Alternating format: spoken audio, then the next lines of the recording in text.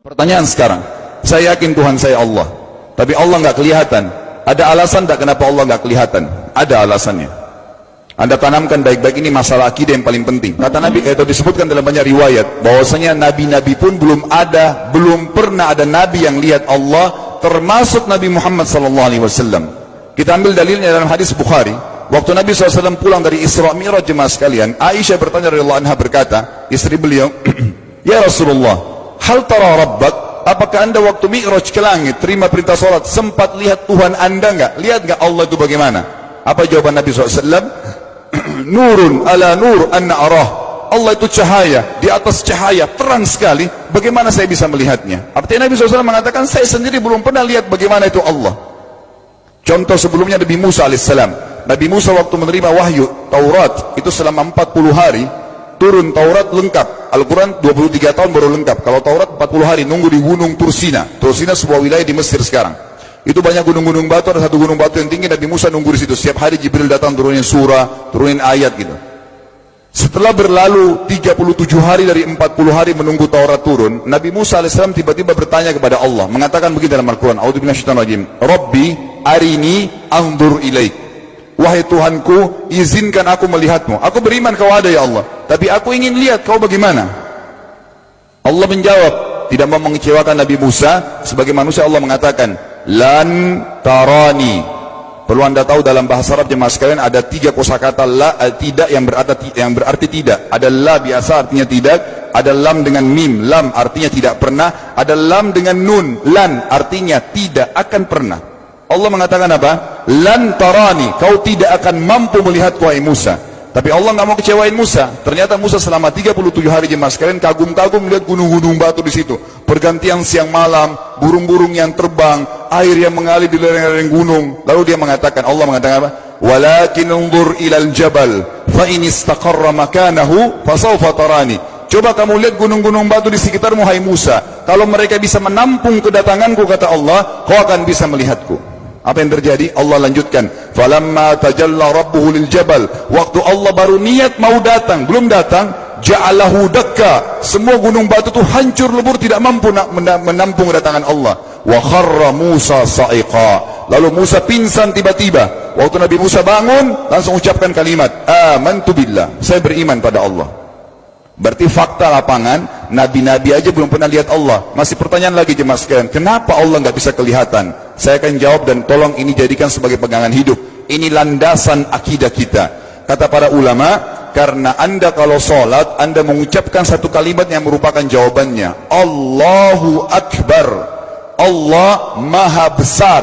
Akbar adalah siga mubalaghah dalam Islam. Sesuatu yang melampaui batas, Maha Besar.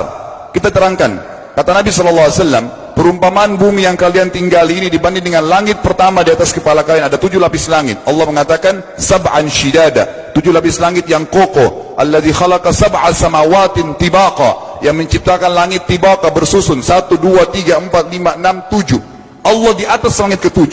Kata Nabi SAW, perumpamaan bumi yang kalian tinggalin dibanding dengan langit pertama di atas kepala kalian, ibaratnya seperti cincin yang dibuang di padang pasir. Jadi kita tidak akan pernah bisa melihat ujungnya langit karena kita sangat kecil, dan ini terbukti secara fakta. Apakah anda sudah tahu bahwasanya miliaran bintang-bintang yang ada di atas kepala anda yang jaraknya sekian miliar tahun dari bumi, dan sekian miliar tahun lebih besar daripada bumi, sekian miliar kali lebih besar daripada bumi, itu semua berada di bawah langit pertama. Manusia tidak akan pernah bisa memegang langit ini dengan telapak tangannya, karena dari sini saja ke Pluto jaraknya 270 tahun. Nggak bakal bisa ada astronot dikirim kena mati di tengah jalan. Jaraknya jauh sekali bintang-bintang, dan semua berada di bawah langit pertama.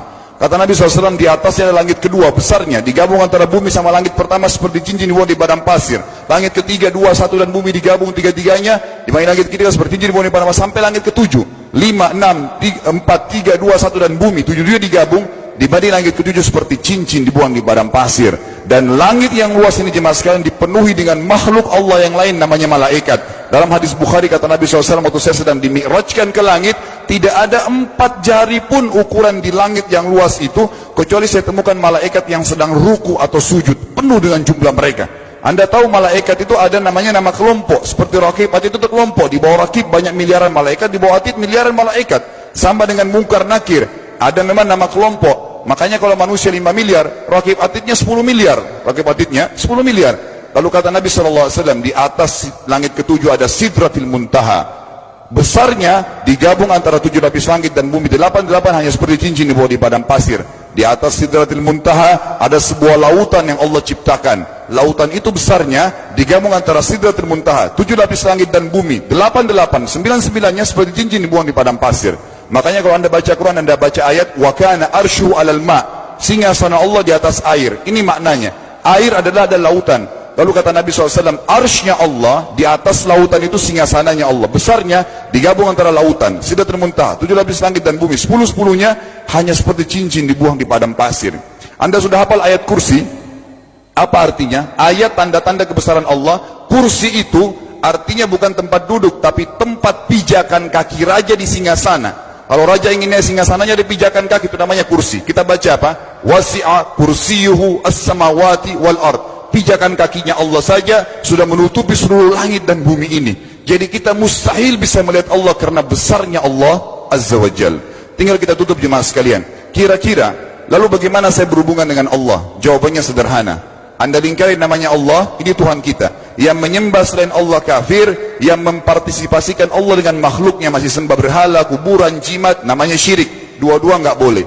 Untuk berhubungan dengan Allah yang tidak kelihatan dengan mata kita ini, tapi kita bisa rasakan keberadaannya, cuman satu cara. Di bawahnya lingkarin ibadah. Salat, puasa, zakat, haji, takziah, ziarah kubur, semua ini adalah rangkaian ibadah untuk berhubungan dengan Allah.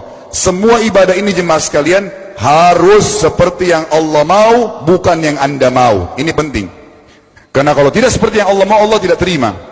Bagaimana caranya supaya bisa seperti yang Allah mau? Ikuti buku pedomannya. Ada Al-Quran, ada Sunnah.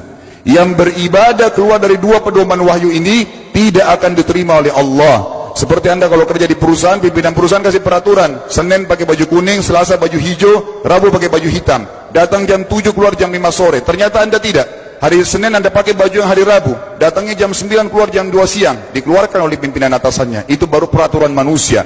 Bagaimana dengan peraturan Allah Azza wa Jal? Maka kita simpulkan semua jemaah sekalian adalah, yakinlah Tuhan Anda Allah ada, satu-satunya Tuhan. Kalau Anda sedang sakit, yang ciptakan Anda Allah, yang ciptakan penyakit Allah, yang menciptakan kesembuhannya Allah. Kalau kita sedang musibah sama, kalau kita sudah senang juga sama. Semoga Allah SWT menjadikan kita orang-orang yang senantiasa beriman padanya, dan juga selalu bertumbuh dalam keimanan tersebut serta mengikuti syariat. أمي كم أهواها أشتاق لمرآها وأحن لألقاها وأقبل يمناها